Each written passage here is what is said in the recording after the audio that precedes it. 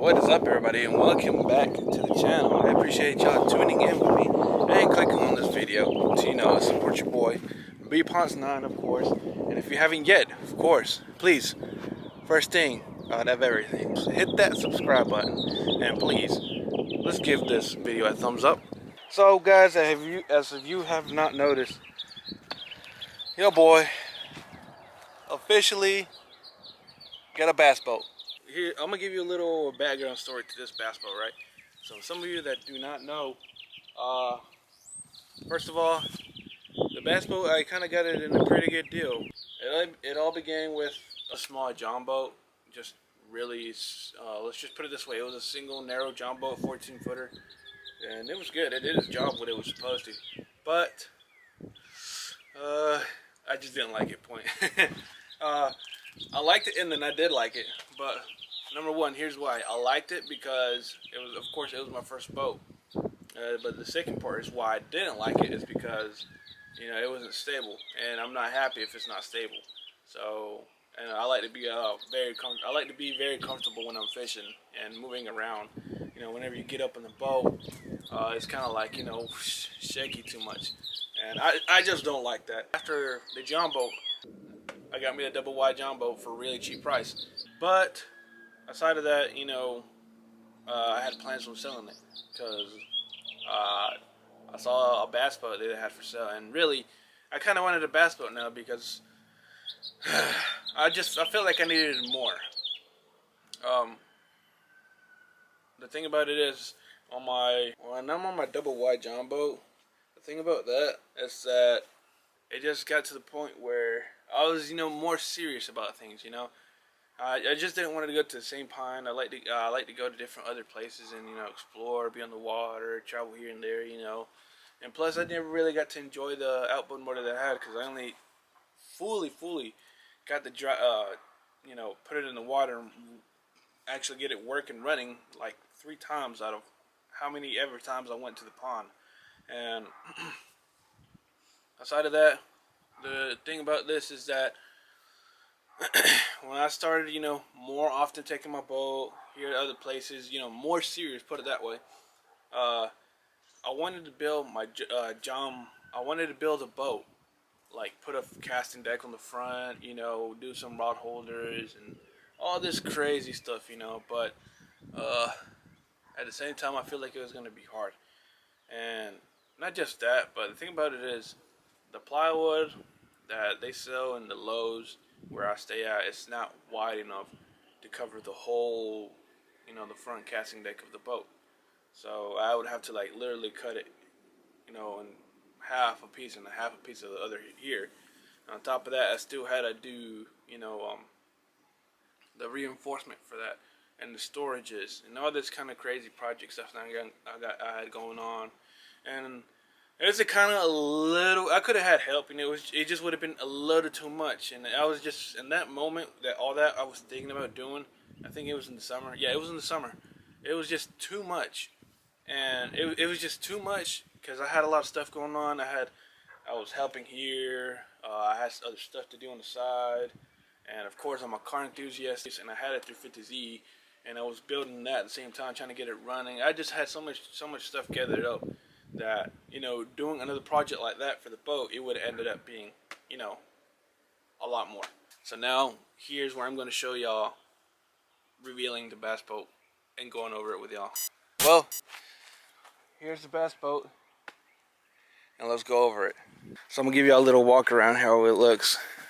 First, we're starting off with a trolling motor. It came with a trolling motor, very good. I had a trolling motor, that's good. Everything that I had on my double wide john boat, I basically got it back, and with a few extras. That's a good thing. It came with a fish finder, the motor. Oh man, it's good. It's a Johnson SPL, 115 horsepower. Runs real good. There's the transducer. Actually, transducer needs to be mounted a little bit more, not there, but more below. Actually, down there. That's what it has to be, because they mounted that wrong. I do need to wash it. I've been wanting to wash it. I need to buy marine chemicals. Here, this ain't really bad. All it just needs is wet sanding and buffing. I know how to do all that. I can get that later. But Overall, the whole boat is solid. You know, it's real good. You got 1, 2, 3 storage bleh. Jeez, I can't even say it. Storage compartments. Right here in the middle, that's a live well. Here in the back is the gas tank, batteries, and other gear, gas, switches for the bilge pump, aerators, and accessories, I guess, whatever. Steering's really good. I still want to work on it and do a little maintenance there, adding some grease. That ain't much. I mean, everything's solid. Here, actually, let me get on top for y'all. So, I wanted to get on top and show y'all live well.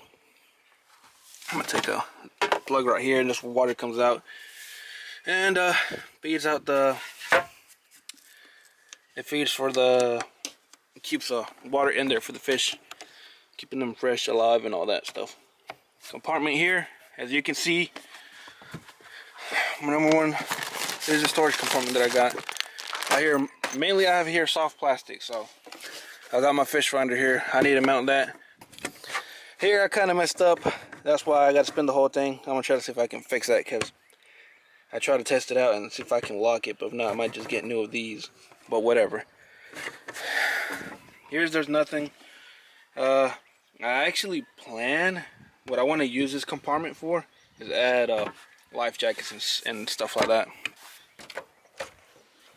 Here, have some oil back there, a battery, and here also I got, whoa, and here another battery, and that's a battery charger. But I might get rid of that because I like to charge it with my car one that I recently bought, and the bilge pump and a live well pump, aerator pump right there.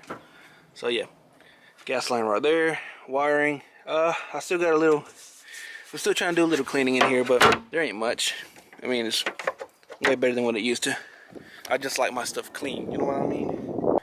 Here, this is basically a little small cooler.